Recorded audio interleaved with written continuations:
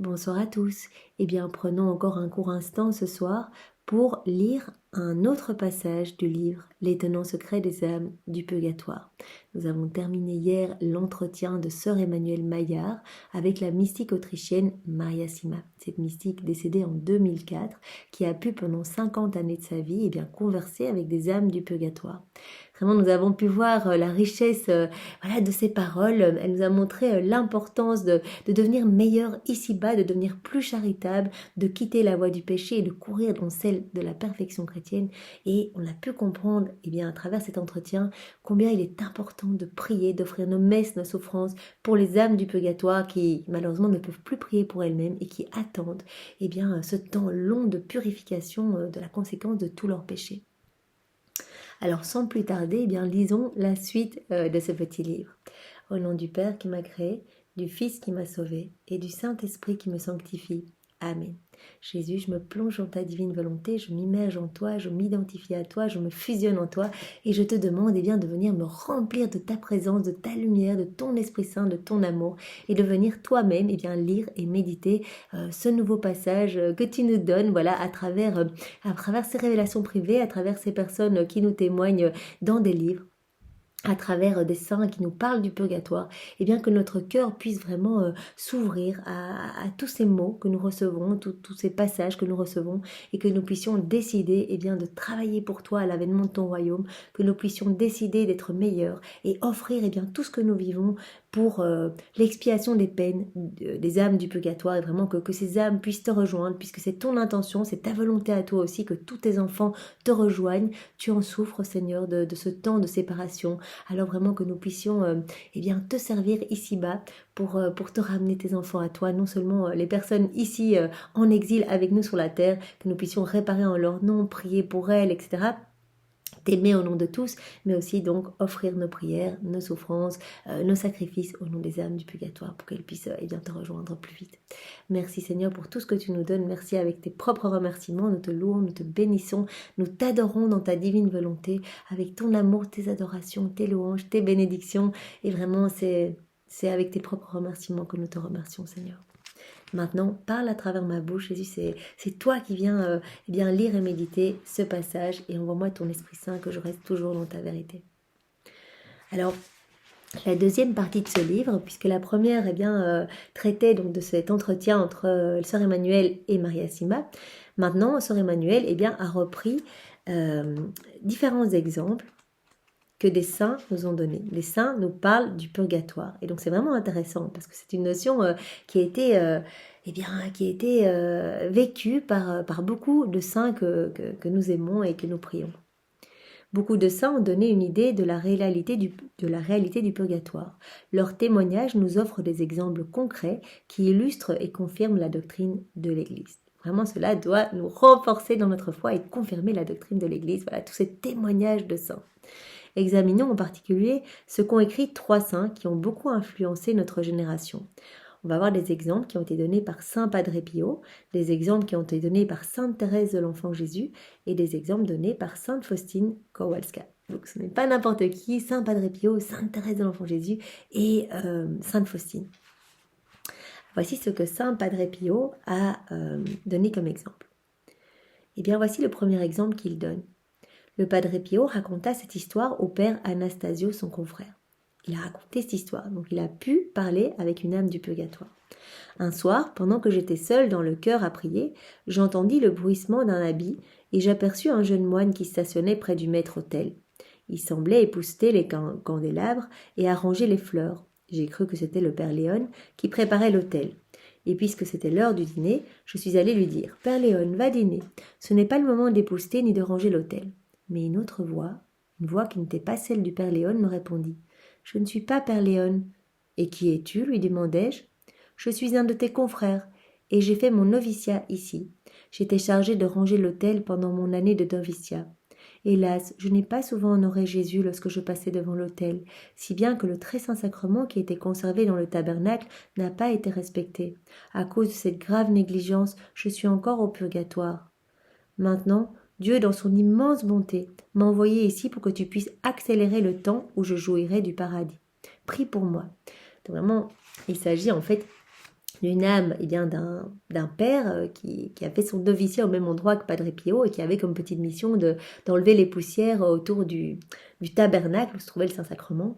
Et donc il n'a manqué de respect en époussetant, eh bien voilà, il ne se prosternait pas, etc. Et pour cela, eh bien, il se trouve encore au purgatoire et il demande à Padre Pio, parce que le Seigneur lui a accordé cette grâce de pouvoir aller demander à Padre Pio que Padre Pio, eh bien, par une prière, accélère ce temps de purgatoire et qu'il puisse aller au paradis. Croyant être très généreux envers cette âme souffrante, je m'exclamais. Donc Padre Pio lui répond, tu iras au paradis demain matin, je célébrerai une messe pour toi, la sainte messe sera pour toi. Alors ce frère cria, cruel, cruel, et il disparut en pleurant.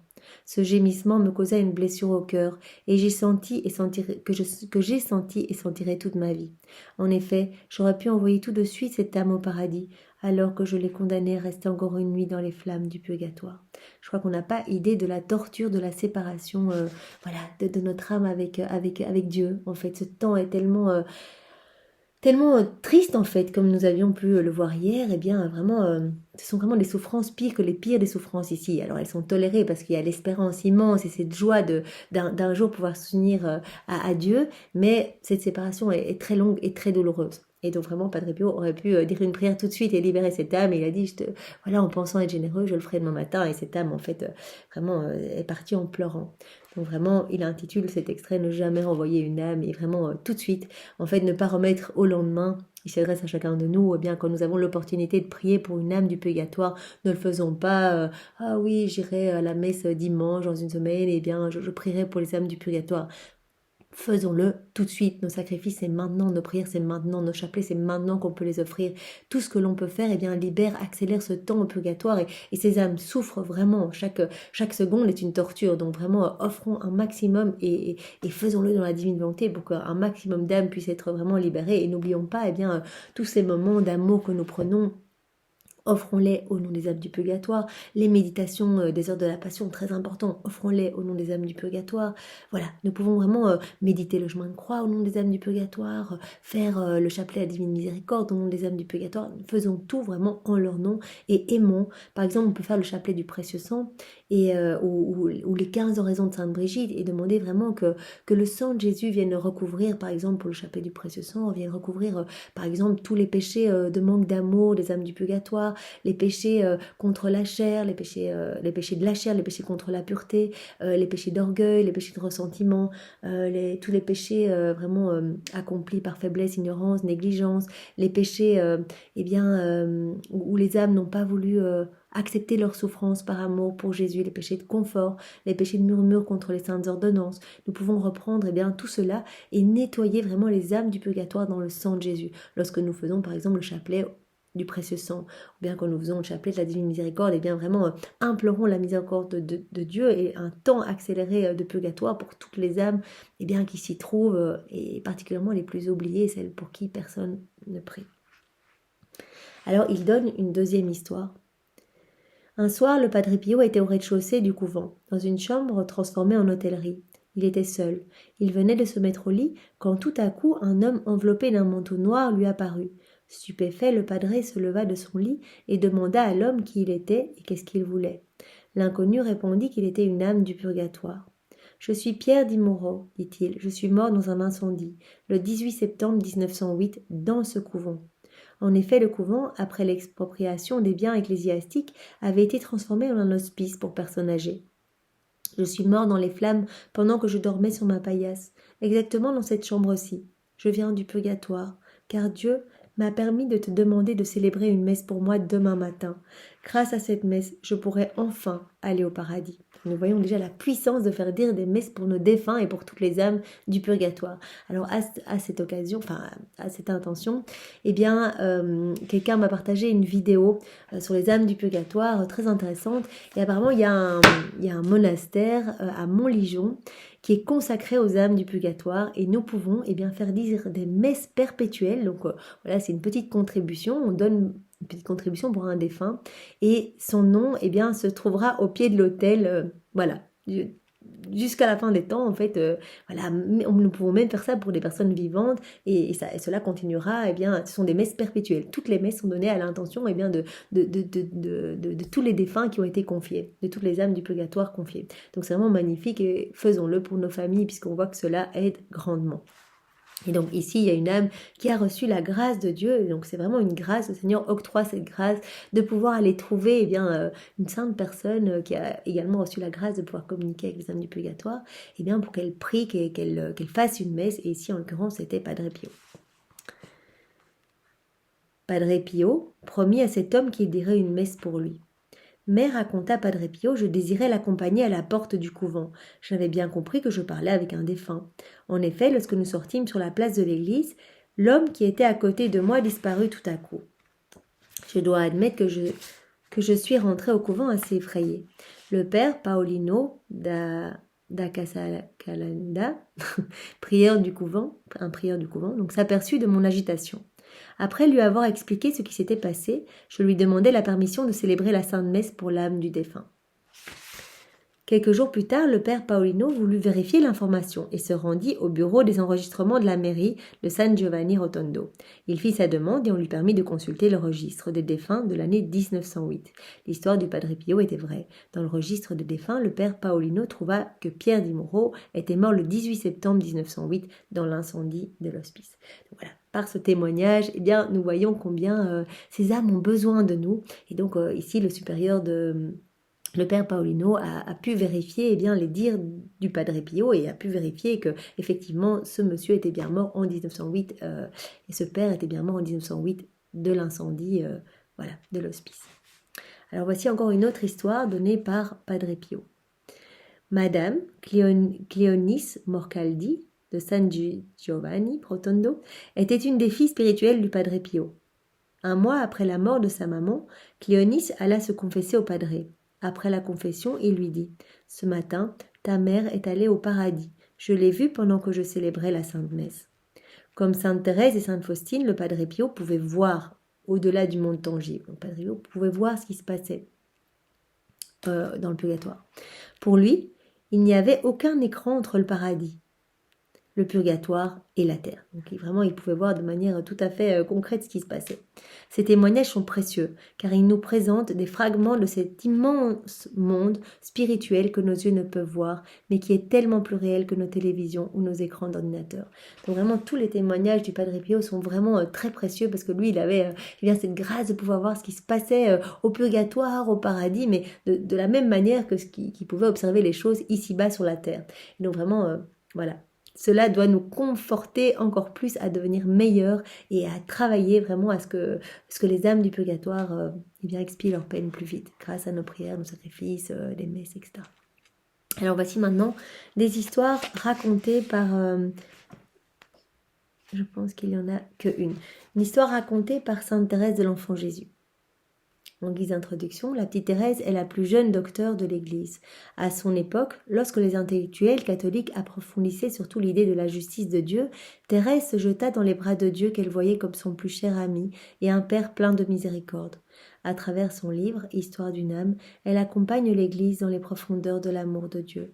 Au Carmel de Lisieux, sœur Marie-Philomène était convaincue qu'à sa mort, elle irait au purgatoire. Lorsqu'elle partagea cette opinion avec Sainte Thérèse, celle-ci lui répondit. Donc, il y a une des sœurs, Marie-Philomène, qui dit à Sainte Thérèse, moi je suis sûre qu'à ma mort, j'irai au purgatoire. Et Sainte Thérèse lui répond, tu n'as pas assez confiance en Dieu, tu as trop peur de lui. Je peux t'assurer qu'il en est vraiment peiné. Il a de la peine quand il voit qu'on a un doute, qu'on pense qu'on va aller au purgatoire, etc. Tu ne dois pas craindre le purgatoire pour la raison qu'on y souffre. Au contraire, tu devrais demander de ne pas mériter d'y aller afin de plaire à Dieu qui impose cette punition tellement à contre-cœur. En fait, vraiment, le Seigneur est mortifié d'être séparé des âmes. Il voudrait que tous ses enfants soient avec lui au paradis, mais vraiment, c'est l'âme qui choisit de se purifier parce que voilà, elle est remplie de péchés et de noirceur, et donc elle ne peut pas soutenir la pureté tellement belle de Dieu. Et donc elle choisit d'avoir un temps de purification pour se présenter avec l'habit des noces. Mais donc il faudrait qu'on puisse demander, eh bien Seigneur, nous voudrions expier nos purgatoires ici-bas sur la terre pour pouvoir eh bien nous unir à toi comme tu le souhaites, toi aussi dans ta divine volonté, que nous puissions eh bien tous venir à toi au moment de notre mort. Et cela évidemment plairait beaucoup plus à Dieu. Dès lors que tu cherches à lui plaire en tout, et si tu as une confiance inébranlable en lui, il te purifie à chaque instant de son amour, et il ne permet pas que quelques péchés puissent rester. Ainsi, tu peux être sûr de ne jamais devoir aller au purgatoire. Donc vraiment, Sainte Thérèse, elle dit, eh bien, essaye de plaire à Jésus à chaque instant, et dis-lui que tu l'aimes et que tu veux vraiment lui plaire, et donc il te donnera toutes les grâces pour que voilà, que tu ne chutes pas dans le péché, il se fera ta sentinelle, et donc tu n'iras pas au purgatoire, parce que sa volonté est vraiment que tu viennes le rejoindre directement après ta mort. Thérèse alla même plus loin, elle pensait sincèrement que les personnes offensaient Dieu en ne croyant pas qu'elles pourraient aller au ciel après leur mort. Elle pensait même que voilà, le simple fait de dire je vais aller au purgatoire, eh bien c'était une offense pour le Seigneur. Lorsque certaines de ses sœurs lui affirmèrent qu'elles pensaient aller au purgatoire, elle s'exclama. Oh, que vous me faites de la peine, vous êtes un grand tort au Seigneur. Vous faites un grand tort au Seigneur en croyant aller au purgatoire. Quand nous aimons, nous ne pouvons pas y aller. Parce qu'elle considère que voilà, aimer le Seigneur, eh bien, c'est se mettre sous ses grâces et ses bénédictions et c'est recevoir eh bien, les grâces de se purifier ici-bas. Les grâces pour vraiment expier nos fautes, nos péchés et les conséquences de nos péchés ici-bas. Elle fait confiance totalement, elle dit mais voilà, le Seigneur il nous aime, il veut la même chose que nous, il veut que nous allions au paradis directement. Alors vraiment si on lui demande eh bien qu'il vienne nous purifier, il le fera ici-bas. Le Seigneur donna à Sainte Thérèse de l'Enfant Jésus la grâce de comprendre que le purgatoire n'avait pas été pensé comme une règle incontournable, mais plutôt comme une exception. Le purgatoire, pour le Seigneur, c'était vraiment une exception. L'Église nous enseigne que chacun de nous reçoit des grâces suffisantes pour aller tout droit vers Dieu après avoir surmonté ses épreuves sur la terre. Donc normalement, eh bien, l'Église nous enseigne que nous recevons tous, à chaque instant de notre vie, eh bien, nous recevons des grâces suffisantes pour nous purifier ici-bas. Avec ces grâces, normalement, nous devrions arriver à nous purifier ici-bas et à notre mort directement aller au paradis. Mais le purgatoire est une entrée de secours donnant sur le ciel pour ceux qui n'ont pas saisi la grâce de Dieu pour eux. Voilà, c'est ce que Sainte Thérèse nous dit et c'est magnifique. Elle dit voilà, si les hommes n'ont pas saisi toutes ces grâces, n'ont pas voulu les recevoir, ont fermé leur cœur, ou même les ont reçues et les ont perdues vraiment en se replongeant dans les choses futiles du monde, eh bien, le purgatoire est un peu une option de secours, comme une sortie de secours pour pouvoir quand même accéder au paradis, mais en passant par ce petit temps de purification. Un jour, une de ses novices, sœur Marie de la Trinité, lui dit « Qu'est-ce qui m'arrivera si je tombe même dans les plus petites choses? Puis-je encore espérer d'aller tout droit au ciel ?» Une des sœurs qui dit « Voilà, moi j'arrive pas, même dans les petites choses, je chute dans le péché. » Sainte Thérèse, qui connaissait bien les faiblesses de sa novice, répondit « Oh oui, Dieu est si bon, il saura comment faire pour t'attirer, mais malgré cela, cherche à être fidèle pour ne pas lui faire attendre en vain ton amour. » Donc vraiment, elle dit le Seigneur trouvera une solution, même si nous sommes tous misères, pécheurs, que nous tombons constamment, eh bien il nous donnera des grâces encore en plus en suffisance et vraiment en abondance pour que vraiment nous puissions expier nos peines ici-bas. Mais il faut quand même qu'on reste fidèle. Il y a toujours cette clé de la fidélité, de la constance dans l'amour et vraiment dans la prière et dans notre abandon entre ses mains. Plus tard, en parlant d'elle-même, Thérèse dit « Je sais bien que par moi-même je ne mériterais pas d'entrer dans ce lieu d'expiation, parce que seulement les âmes saintes peuvent y rentrer. Mais je sais aussi que le feu de l'amour est plus sanctifiant que la prison du purgatoire. Je sais aussi que Jésus ne peut pas désirer des souffrances inutiles pour nous et qu'il ne m'inspirerait pas les nostalgies que je sens s'il ne désirait pas l'exaucer. » Eh bien voilà, elle dit que eh bien, par l'amour de Dieu, l'amour peut expier nos fautes de manière plus rapide voilà, puisqu'au purgatoire ce sont les flammes d'amour aussi, eh bien il y a moyen ici-bas de nous laisser dévorer par ces flammes d'amour et vraiment parce que le Seigneur, eh bien, et tout ce qu'il veut, c'est que nous le rejoignions. Si les pauvres âmes du purgatoire avaient connu sur la terre ce qui les attendait dans l'éternité, le purgatoire serait resté vide. Sœur Fébronie, la sous-prieure, âgée de 67 ans, ne partageait pas la doctrine de Sainte Thérèse sur le purgatoire. Elle trouvait présomptueux de croire que nous pouvons aller tout droit au ciel. C'est vrai qu'on entend Sainte Thérèse, on se dit mais c'est peut-être un petit peu de l'orgueil de dire moi je vais aller directement au ciel. Et c'est ce que pensait eh bien sa supérieure, pensait que c'était un petit peu présomptueux de dire ça. Sainte Thérèse, la benjamine de la communauté, lui adressa à propos de la vision du purgatoire une leçon mémorable. Un jour où la vénérable ancienne défendait à outrance les droits de la justice divine, et Thérèse ceux de la miséricorde infinie, cette dernière, voyant qu'elle ne gagnait rien et restait toujours dans son sentiment, finit par lui dire sérieusement « Ma sœur, vous voulez de la justice de Dieu, vous aurez de la justice de Dieu. L'âme reçoit de Dieu exactement ce qu'elle en attend. » Donc en fait, ce que fait Sainte Faustine, c'est qu'elle dit Dieu, de toute façon, il est miséricorde, il est amour, et son amour vient nous purifier déjà ici-bas. Et elle dit, voilà, si vous, ma supérieure, eh bien, vous êtes tout le temps dans l'attente de la justice de Dieu, voilà, eh bien, vous aurez la justice de Dieu qui va s'exercer sur vous. Mais si vous êtes en attente de sa miséricorde constamment dans votre vie, eh bien, déjà, la miséricorde fait ce travail de nettoyer vos péchés ici-bas. Moins d'un an après cette réplique, sœur Fébroni fut emportée par l'épidémie d'influenza, qui décima la communauté en janvier 1892. Le 22 mai suivant, Thérèse eut un songe qu'elle confia à ma mère Marie de Gonzague.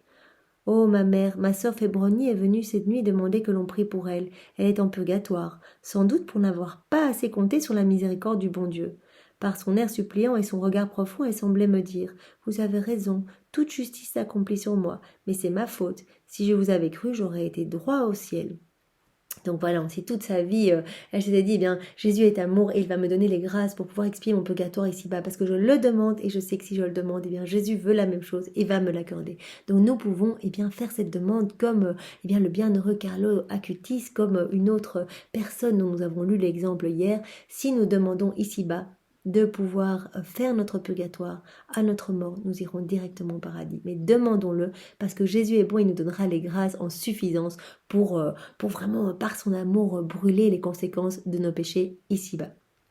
Et voilà, si nous ne croyons pas que cela soit possible, eh bien vraiment, nous aurons à passer par cette case du purgatoire, parce que le Seigneur donne exactement ce qu'on attend de lui. Thérèse écrit aussi à sa sœur Marie. Ce que le bon Dieu aime en moi, c'est de voir que j'aime ma petitesse et ma pauvreté, et mon espérance aveugle en sa miséricorde. Voilà mon seul trésor, ma mère. Pourquoi cela ne devrait-il en être pour elle ? Vraiment, son trésor, elle dit, eh bien, c'est ma petitesse, c'est mes chutes, mais c'est ma foi en la miséricorde de Dieu. C'est ça mon trésor, c'est de croire que, que Jésus vient constamment tout nettoyer et que vraiment, c'est cette douche de lumière, il vient sanctifier mes misères, mes faiblesses et mes manquements, il vient y pourvoir. Thérèse nous encourage à avoir la hardiesse d'un enfant lorsque nous nous adressons à Dieu. Le royaume de Dieu n'appartient-il pas justement aux enfants ? Donc vraiment, elle nous encourage à demander directement l'accès au paradis à notre mort. Nous pouvons le demander ici-bas et nous pouvons le faire tous les jours, demander la grâce de devenir des saints et de pouvoir purger notre peine, les conséquences de nos péchés ici-bas. Vraiment, il nous donnera les grâces, on aura une dévotion plus grande, on aura envie d'aller tous les jours à la messe, tous les jours adorer le Saint-Sacrement, et toutes ces grâces, ça va venir purifier par le feu de son amour nos péchés. Donc c'est vraiment magnifique. Alors nous avons encore des exemples donnés par Sainte Faustine, donc cette sainte qui nous a, par les révélations privées qu'elle a vécues avec Jésus, donné tout le chapelet de la divine miséricorde, etc. Vraiment cette sainte, d'ailleurs que nous lisons tous les jours dans ces moments d'amour que nous prenons pour Jésus, ces paroles que Jésus lui a données sur son infinie miséricorde, nous parlent également du purgatoire. Sainte Faustine aussi nous encourage à avoir une grande confiance en l'insondable miséricorde de Dieu. Ce n'est pas par hasard que Jean-Paul II a canonisé Sœur Faustine comme la première sainte du IIIe millénaire. Ses écrits se sont répandus partout, ils aident les âmes qui cherchent la vérité dans la société d'aujourd'hui. Dans son petit journal, donc ce sont les paroles que nous lisons tous les jours quand nous prenons un moment d'amour pour Jésus, nous lisons les paroles de Jésus à sœur Josefa Menendez, et nous lisons aussi une parole donnée par Jésus à Sainte Faustine. Donc vraiment, nous voyons à chaque fois combien la miséricorde de Jésus est immense pour chacun de nous et que vraiment il nous attend après chacun de nos péchés, après chacune de nos chutes, il nous attend pour nous embellir, pour ennoblir nos âmes, etc. Et donc vraiment, dans son petit journal, sœur Faustine rapporte quelques épisodes qui illustrent le lien qui existe entre la divine miséricorde et le purgatoire. Elle raconte: quand je suis entrée un moment à la chapelle, le Seigneur m'a dit « Ma fille, aide-moi à sauver un pécheur à l'agonie. Récite pour lui ce chapelet que je t'ai enseigné. Donc le chapelet de la divine miséricorde. Et c'est pour cela que c'est tellement important.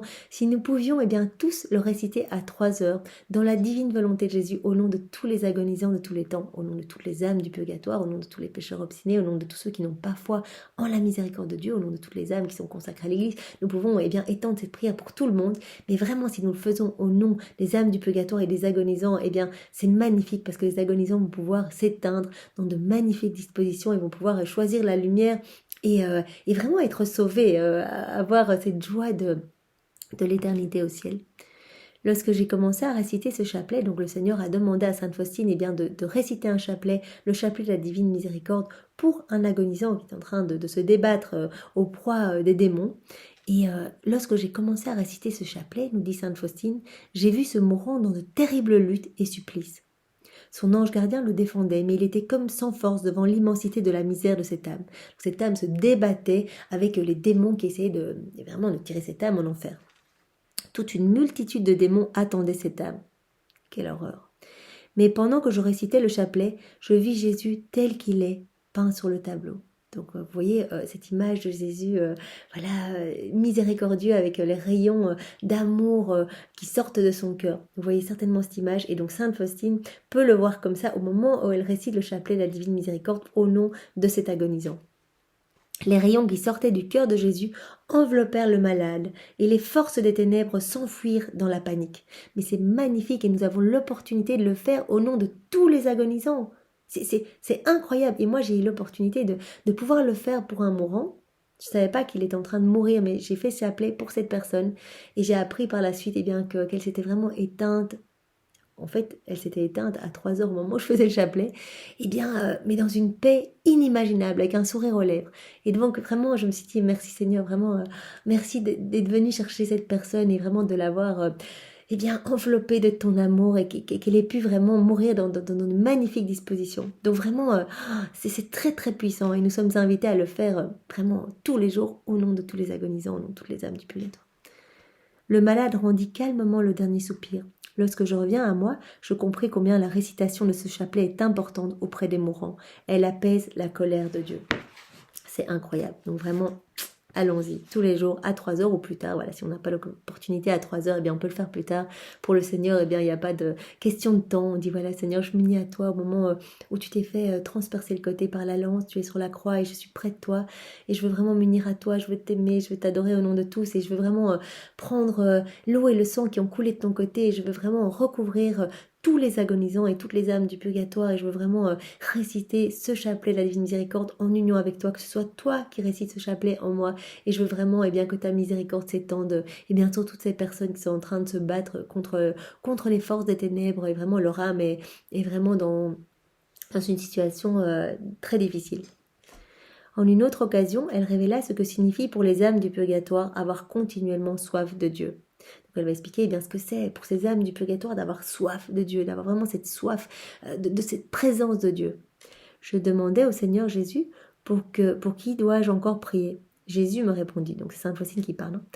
Jésus me répondit qu'il me ferait connaître la nuit suivante pour qui je dois prier. Je vis mon ange gardien qui m'ordonna de le suivre. En un instant, je me trouvais dans un endroit brumeux, rempli de feu, et là je vis une multitude d'âmes souffrantes. Ces âmes prient avec ferveur,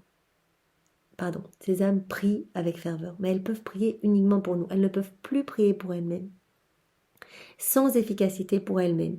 Nous seuls pouvons les aider. Donc elles sont en train de prier, elles sont en train d'offrir des louanges, mais ce ne sera pour elles sans efficacité. Elles ne peuvent prier que pour nous ici-bas sur la terre.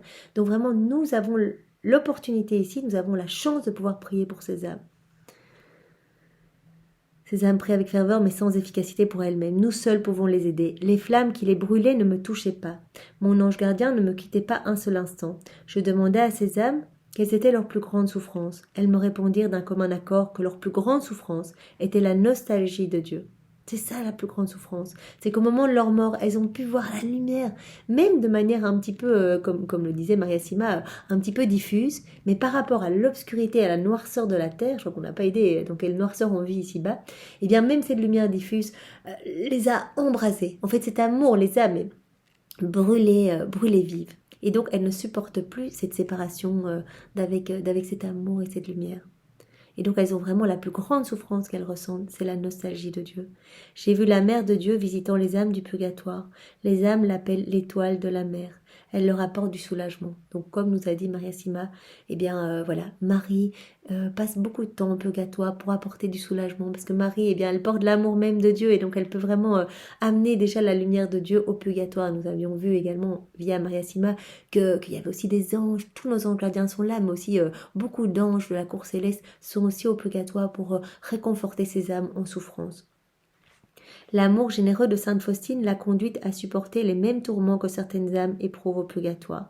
Donc elle a pu vraiment expérimenter les souffrances des âmes au purgatoire pour pouvoir nous en parler. Elle raconte: le 9 juillet 1937. Ce soir est venue me voir l'une de nos sœurs décédées. Elle m'a demandé un jour de jeûne et d'offrir à son intention, ce même jour, tous mes exercices spirituels.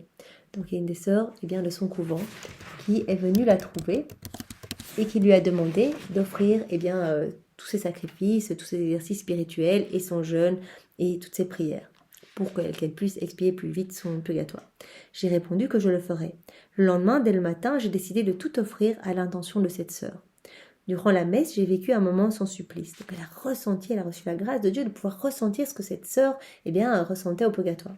J'ai ressenti en mon âme une telle faim de Dieu qu'il me semblait mourir du désir de m'unir à lui.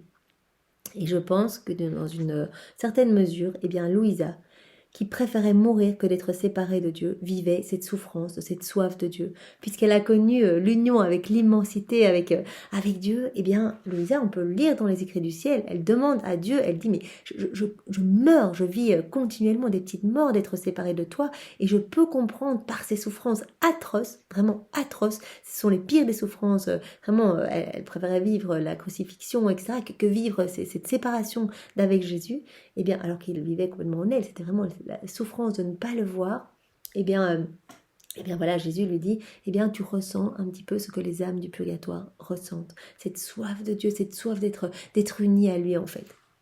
Et donc elle a pu ressentir cette faim de Dieu, et elle dit, il me semblait mourir du désir de m'unir à lui. Mourir, vraiment une souffrance de ne pas pouvoir s'unir. Cela a duré peu de temps, mais j'ai compris ce que c'est cette nostalgie des âmes du purgatoire. Toutefois, il est possible que quelques âmes, dans leur liberté, refusent Dieu jusqu'à la fin de leur vie et choisissent de vivre sans lui pour l'éternité. Qu'arrive-t-il à ces âmes ? Sainte Faustine nous donne une des plus bouleversantes descriptions de l'enfer. Donc nous avions vu hier que à la mort, il y a ce choix qui est donné, vraiment quelques minutes dans la miséricorde de Dieu, où vraiment il y a cette lumière et les âmes choisissent ou la lumière. À ce moment-là, il y a ce temps d'expiation des conséquences des péchés, ou les ténèbres. Les âmes refusent la lumière, refusent de voir Dieu et préfèrent se perdre pour l'éternité en enfer. Et Sainte Faustine a pu voir l'enfer et nous en donne la description. Aujourd'hui, j'ai été dans les gouffres de l'enfer, introduite par un ange. C'est un lieu de grand supplice et son étendue est terriblement grande. Voici les genres de supplices que j'y ai vus. Le premier supplice qui fait l'enfer, c'est la perte de Dieu. Le deuxième, c'est les continuels remords de conscience. Donc, premier supplice, ces âmes, sont sans Dieu. Donc, vraiment, c'est déjà un supplice. Le deuxième supplice, c'est constamment ces âmes sont dans le remords, continuellement, des remords de conscience. J'aurais dû. Le troisième, le sort des damnés ne changera jamais. C'est pour l'éternité. Ça, c'est atroce. Donc, ce sont des supplices éternels. Le quatrième supplice, c'est le feu qui va pénétrer l'âme sans la détruire. Un feu qui va constamment brûler ces âmes sans les détruire. C'est un terrible supplice, car c'est un feu purement spirituel, allumé par la justice divine, par la colère de Dieu. Ce n'est pas ce feu d'amour que les âmes du purgatoire ont à vivre, dans lequel elles doivent se plonger pour expier leurs fautes. Ici, c'est un feu qui est allumé par la colère de la justice divine, la colère de Dieu. Le cinquième supplice, ce sont les ténèbres continuelles. Il fait noir tout le temps, il fait noir, c'est atroce. Une terrible odeur étouffante. Et d'ailleurs, nous pouvons lire dans d'autres révélations, d'autres mystiques qui ont pu voir l'enfer, ils disent tous la même chose. Je pense à Vasula Reydon et il y a d'autres saints Et à chaque fois, eh bien, cette noirceur et cette puanteur, une odeur de soufre, une odeur nauséabonde, une terrible odeur étouffante, et malgré les ténèbres, les démons et les âmes damnées se voient mutuellement et voient tout le mal des autres et le leur. Donc en plus, on voit tout le mal partout. Il n'y a que de la haine partout, les méchancetés, on voit le mal dans le cœur des autres, dans notre cœur, etc. Dans cette puanteur, dans cette noirceur. Le 6e supplice, c'est la compagnie continuelle de Satan. Oh. Le 7e supplice, un terrible désespoir, la haine de Dieu, les malédictions, les blasphèmes. Bien ces âmes qui ont choisi les ténèbres ont la haine envers Dieu. Et donc c'est continuellement des blasphèmes, des sacrilèges, des malédictions, des mots horribles, des jugements, de la haine, et continuellement en compagnie de Satan. Ce sont des supplices que tous les damnés souffrent ensemble, mais ce n'est pas la fin des supplices. Il y a des supplices qui sont destinés en particulier, ce sont les souffrances des sens. Chaque âme est tourmentée d'une façon terrible et indescriptible par ce en quoi ont consisté ses péchés.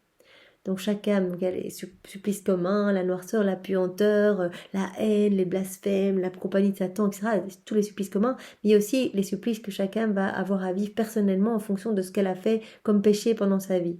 Chaque âme est tourmentée d'une façon terrible et indescriptible par ce en quoi ont consisté ses péchés. Il y a de terribles cachots, des gouffres de torture, où chaque supplice diffère de l'autre. Je serais morte à la vue de ces horribles souffrances si la toute-puissance de Dieu ne m'avait soutenue.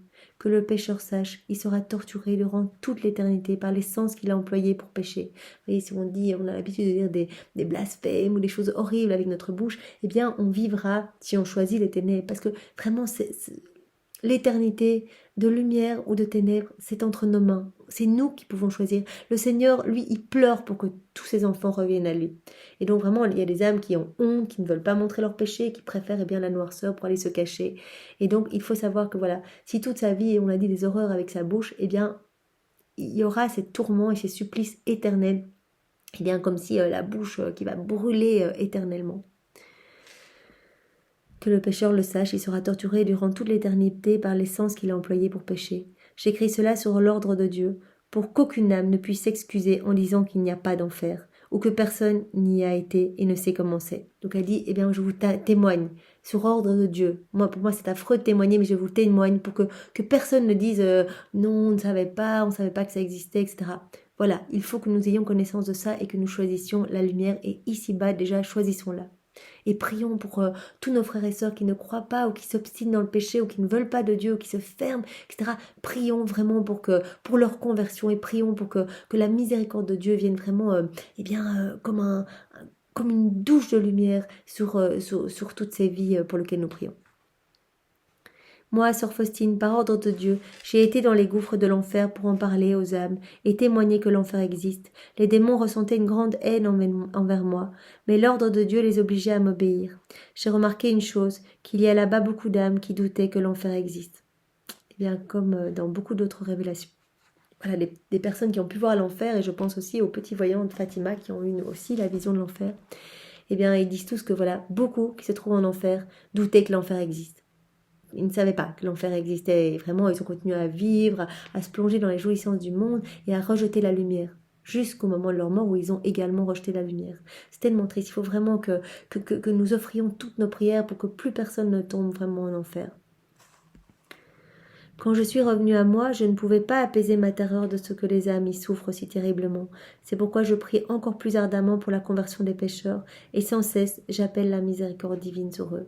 Eh bien, unissons-nous à Sainte Faustine et donnons vraiment nos prières, mais constantes, vraiment offrons tous nos chapelets de la divine miséricorde, non seulement pour les agonisants, nous avons vu que ça les aide, pour les âmes du purgatoire qui attendent aussi cette délivrance, mais aussi pour ces pécheurs obstinés, tous ceux qui n'ont pas foi en la miséricorde, qui ne s'ouvrent pas à la lumière, pour que vraiment leur cœur puisse se transformer avant qu'il ne soit trop tard, vraiment qu'ils puissent choisir la lumière. J'assiste souvent les âmes des agonisants et j'obtiens pour elles la confiance en la divine miséricorde, et j'implore de Dieu la magnanimité de la grâce divine qui triomphe toujours. La miséricorde de Dieu rejoint parfois le pécheur à la dernière minute, d'une façon singulière et mystérieuse. Voilà, parfois, nos prières sont toujours entendues. Quand nous prions pour la conversion, nous l'avons vu hier dans un exemple, le Seigneur garde nos prières. Et au moment de la mort de ces personnes, il viendra lui-même distribuer des grâces encore plus importantes pour que vraiment cette personne puisse choisir, mais vraiment face à tellement de grâces et de bénédictions qu'elle puisse s'ouvrir à la lumière. Comme le cas, rappelons-nous, de ce prêtre, il me semble, qui avait prié pour sa maman, cet artiste qui avait lâché toute la vie du monde et qui était rentré dans un ordre vraiment très austère, et il priait toute la journée devant le Saint-Sacrement et il suppliait bien que sa maman se convertisse. Et à la mort de sa maman, il était tout triste parce que sa maman n'avait pas eu le temps de se convertir. Et Jésus lui avait dit, ta maman est sauvée, elle est au purgatoire, mais elle est sauvée parce qu'au moment de sa mort, toutes tes prières ont vraiment touché mon cœur et je les ai gardées. Au moment de la mort de ta maman, je suis venue vraiment la recouvrir de ma miséricorde et elle a pu s'éteindre dans de bonnes dispositions et choisir la lumière. En toute confiance, en fait, c'est vraiment ça. Pour nous, qui voyons de dehors, tout semble perdu, mais ce n'est pas ainsi. L'âme, éclairée par le rayon d'une vigoureuse dernière grâce divine, se tourne vers Dieu à la dernière minute avec un tel élan d'amour qu'en un instant, elle obtient de Dieu le pardon de ses fautes et de ses peines. Vraiment, nous ne savons pas tout ce que nos prières ont comme impact pour les agonisants qui à la dernière minute, même si elles ne sont pas converties, vont pouvoir recevoir être éclairés d'un rayon d'une grâce divine et vont pouvoir se tourner vers Dieu et à la dernière minute avec un élan d'amour être dans un état d'humilité et d'amour pour le Seigneur et que tous leurs péchés puissent être vraiment sanctifiés par la lumière et la grâce divine de Dieu. À l'extérieur, toutefois, elle ne donne aucun signe de repentir ni de contrition puisqu'elle ne réagit plus aux choses extérieures. Oh, combien la miséricorde divine est impénétrable. Mais horreur, il y a aussi des âmes qui repoussent volontairement et consciemment cette grâce et la méprisent.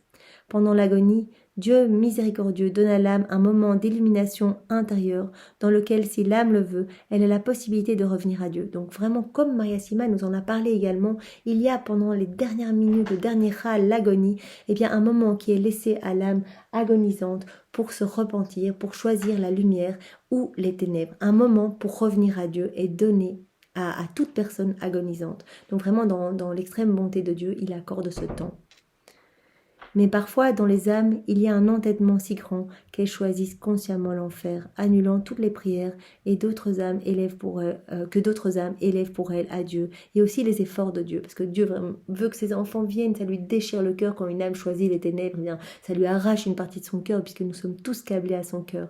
Et toutes nos prières, Jésus va les prendre comme une énième grâce, au moment de ce temps qui est donné au moment de l'agonie, des mourants.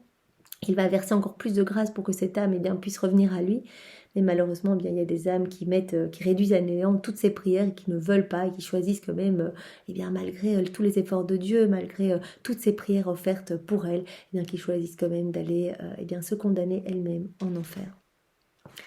Alors nous avons encore Saint François de Sales qui nous fait également référence du purgatoire. Faisant référence aux paroles de Jésus dans Matthieu 25, versets 35-40, Saint François de Sales écrit « Nous oublions trop nos chers défunts.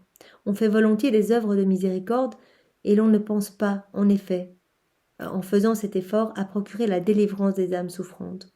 N'est-ce pas là visiter les prisonniers, les délivrer, alléger le poids de leurs chaînes ? N'est-ce pas là exercer l'hospitalité que d'introduire ces enfants de Dieu, ces âmes perdues, dans la maison de leur Père céleste ?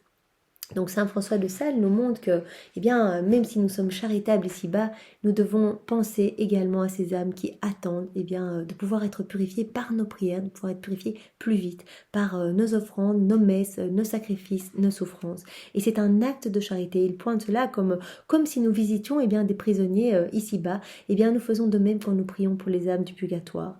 Vraiment, nous les allégeons du poids de leur chaîne et vraiment, nous exerçons, il le dit, l'hospitalité quand nous introduisons ces enfants de Dieu dans la maison de leur Père céleste.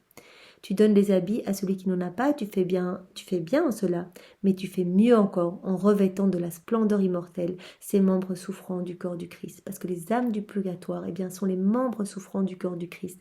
Et vraiment, si nous sommes charitables ici, que nous donnons des vêtements aux sans-abri, c'est très bien, et vraiment, cela embellit notre âme, et le Seigneur nous dit, tous ces actes de charité, nous ferons gagner des mérites dans le ciel, et vraiment les actes d'amour couvrent beaucoup des péchés.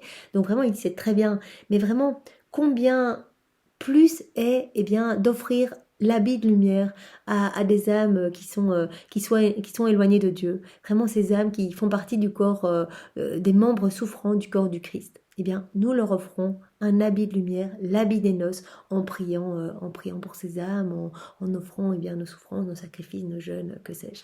Donc vraiment, nous avons ici 4 saints qui nous ont parlé du purgatoire et de l'importance de prier pour ces chères âmes qui attendent vraiment qui attendent tout de nous, en fait, qui ne peuvent plus prier pour elles-mêmes. Et nous remercierons vraiment en abondance, parce que nous savons que toutes les âmes qui sont sauvées, rendent, intercèdent pour nous, et vraiment nous allons recevoir beaucoup de grâce, puisque toutes ces âmes vont prier pour nos familles, notre travail, pour notre vie ici-bas, et elles vont pouvoir nous obtenir, si nous leur en demandons la grâce, qu'elles intercèdent pour que nous puissions vivre vraiment complètement unis à Jésus dans sa divine volonté, puisque c'est vraiment notre but, et que nous voulons vraiment faire tout pour Jésus, par Jésus et en Jésus. Demandons cette grâce aux âmes du purgatoire. Nous allons vraiment prier constamment pour elles.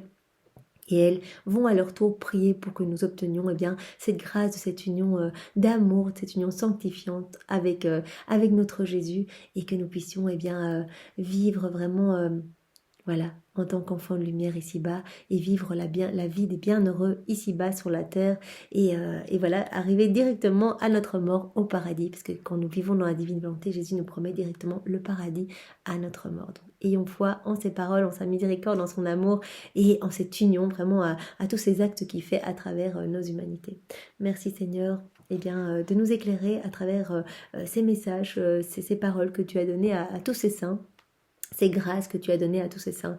Merci Seigneur, avec tes propres remerciements. Nous te louons, nous t'adorons, nous te bénissons dans ta divine volonté, avec ton amour, tes adorations, tes louanges, tes bénédictions.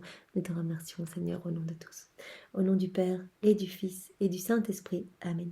Soyez tous bénis et passez une belle soirée dans la divine volonté de Jésus. Et n'oubliez pas de refaire toute votre journée dans la divine volonté de Jésus, et pourquoi pas toute votre vie depuis votre conception jusqu'à aujourd'hui, vraiment pour que toute votre vie soit plongée dans l'acte unique et éternel d'amour de Dieu, et que vraiment votre vie rayonne de splendeur, et que vous puissiez par votre vie glorifier par chacune des secondes de votre vie offrir amour, gloire, bénédiction à la Trinité Sainte au nom de tous. Soyez tous bénis. Au revoir.